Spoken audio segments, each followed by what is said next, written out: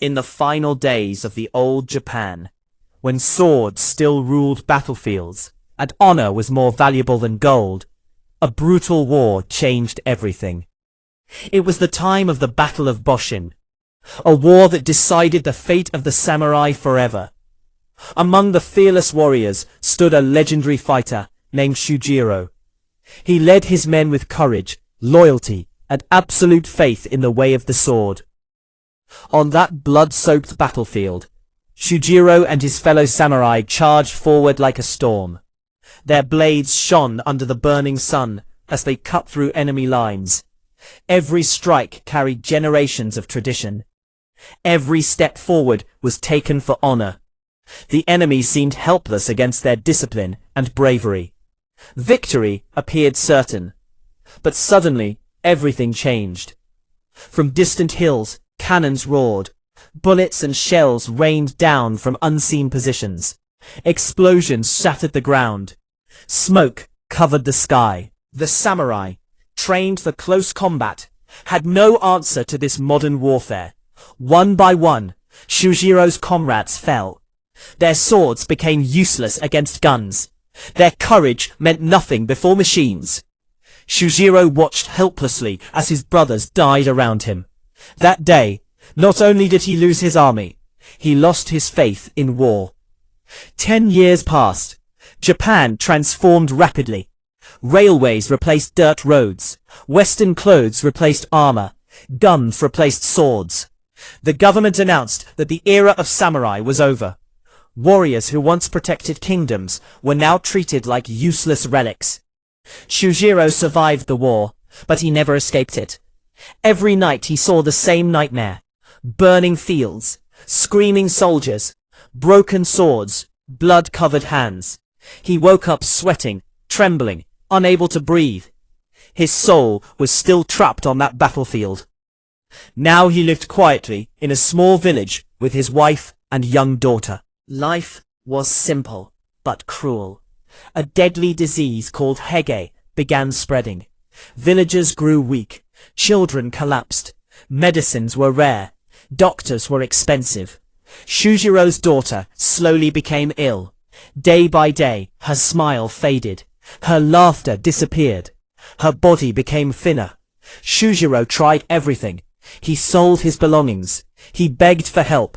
He traveled to nearby towns. But nothing worked. Desperate, he went to a merchant to sell his sword. That sword was not just metal. It was his identity, his pride, his soul. The merchant looked at it and laughed. "Samurai are finished," he said. "Your sword has no value anymore.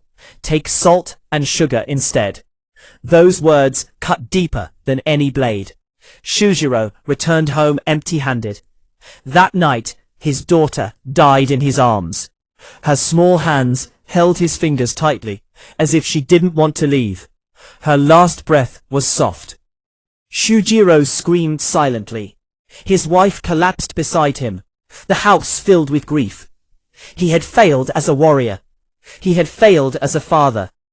During her funeral, Shujiro felt something break inside him. He no longer feared death. He no longer feared pain. Only one thought remained: I must never be powerless again. That same night, he noticed a strange flyer lying on the road. It announced a secret tournament, a survival competition for samurai. Prize, 100,000 yen. Enough money to save an entire village. Enough money to change destiny. The next morning, Shujiro told his wife that he had found work in the city. He didn't tell her the truth. He didn't want her to worry. He promised to return with hope. Inside, he knew this journey might kill him, but staying would kill him anyway. He traveled to the city and met his old friend, Yahya. Through him, Shujiro learned that hundreds of skilled warriors were gathering for the same tournament. Former legends, forgotten heroes, broken men, all chasing money, all chasing survival. At night, Shujiro reached an ancient temple where the competition would begin. The place was surrounded by armed police. Hundreds of samurai stood inside.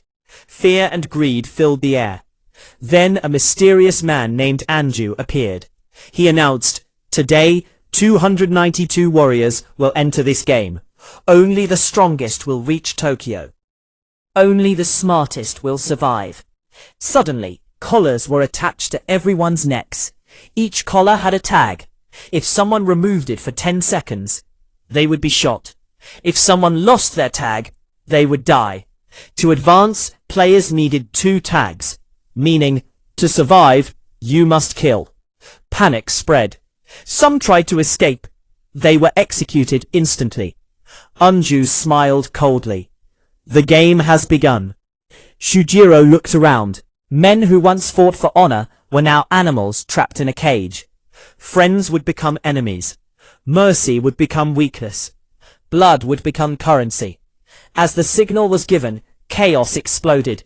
Swords clashed. Bodies fell. Screams filled the temple.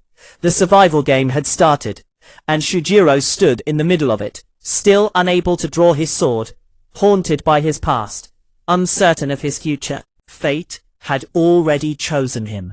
The moment the survival game began, the ancient temple turned into a battlefield. Screams echoed through the halls. Steel collided with steel. Men who once lived by honor now hunted each other like beasts. Every warrior understood one cruel truth. Only killers would survive. Shujiro stood frozen. His hands trembled. His memories dragged him back to the Battle of Boshin. Explosions, dead comrades, helplessness. Once again he was surrounded by death. Once again he felt powerless. Around him, warriors attacked without hesitation. One man stabbed his former ally. Another crushed a wounded opponent's skull. Blood covered the stone floors. The smell of death filled the air. Suddenly, Shujiro noticed a small girl running in fear. She was young. Too young for this hell. Her terrified eyes reminded him of his daughter. For a moment, time stopped. He saw his child standing there, crying, calling him, "Father, help me!" His heart shattered. Without thinking, Shujiro rushed forward. A warrior blocked his path. Shujiro dodged. Another attacked. He disarmed him. Still, he did not draw his sword. He fought only to defend, only to protect. He reached the girl just as another fighter tried to steal her tag. A gunshot echoed. She collapsed. But Shujiro grabbed the tag and reattached it seconds before her execution. She survived. Barely. He carried her away and hid inside a dark room. Her name was Fatuba. She told him about her sick mother and dying village. She had joined the game for money, not knowing it was a slaughterhouse. Shujiro promised silently, "I won't let you die." Meanwhile, outside, a terrifying warrior named Ukiyomi emerged as the first winner. He was called the God of War. His strength shocked even the organizers. Wealthy elites watched from hidden chambers, betting on lives like gamblers. For them, this was entertainment. Human lives were toys. Back inside, Shujiro met Kyojin, another skilled warrior. Kyojin saw something broken inside Shujiro. He gave him a tag and said, "You are alive, but your spirit is still dead." They parted as allies. With Fatuba, Shujiro escaped the temple. The first stage was complete, but the real nightmare had just begun. After leaving the temple, Shujiro traveled through dangerous villages and forests. Each road was filled with killers searching for tags. Trust was impossible. Every stranger could be an enemy. He reunited with Bukutsu, a brutal fighter from his past. Bukutsu blamed Shujiro for surviving while others died. He hated weakness. He worshipped violence. Their encounter nearly turned deadly. Only Fatuba stopped them. Meanwhile, inside government offices, Minister Okubo learned about the massacre. He feared rebellion. He ordered investigations. Officer Kawaji was assigned. Unknown to everyone, Kawaji was the mastermind. He had created the game. 10 years earlier, he had betrayed samurai during the war. He feared their power. He feared they would rise again. So he decided, let them kill each other. He partnered with rich elites. They funded the game. They controlled the police. They erased evidence. Anyone who came close to truth was silenced. Shujiro slowly uncovered pieces of this conspiracy through Kyojin and secret contacts. He realized the prize money was fake. Winners were never meant to live. They were meant to be erased. All of them, including him. Yet he continued. In the mountains, Shujiro met his sister, Iroha. She was alive. He had believed she was dead. They had trained together as children. They had survived brutal training camps. They were once part of 8 elite warriors forced into deadly competitions. Only few survived.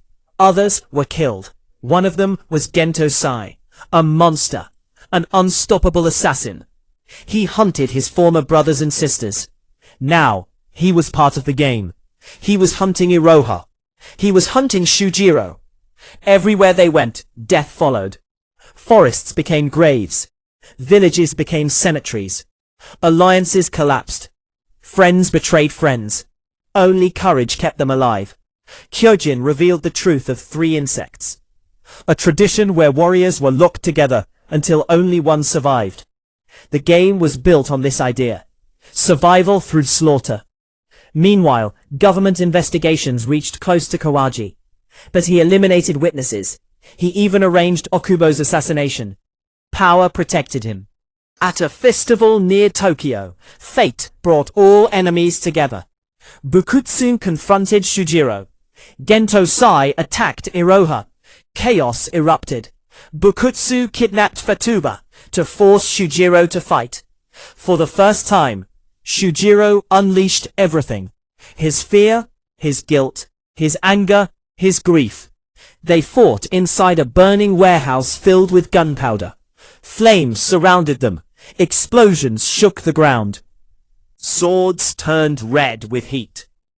It was war again. But this time, Shujiro did not run. With one final strike, he killed Bukutsu. The man who lived for violence died by it. Gento Sai was wounded and forced to retreat. The organizers began collapsing. Kawaji was exposed. His empire cracked. The truth spread. The public learned about the death game. The game ended, but at a terrible cost. Hundreds were dead. Families were destroyed. Dreams were buried. Shujiro stood among ruins. He was no longer the broken soldier. He was no longer the helpless father. He was no longer a tool of war. He was a survivor, a protector, a symbol. He had not fought for money. He had fought for life, for Fatuba, for Iroha, for his daughter's memory, for honor. The era of samurai was over, but their spirit lived on.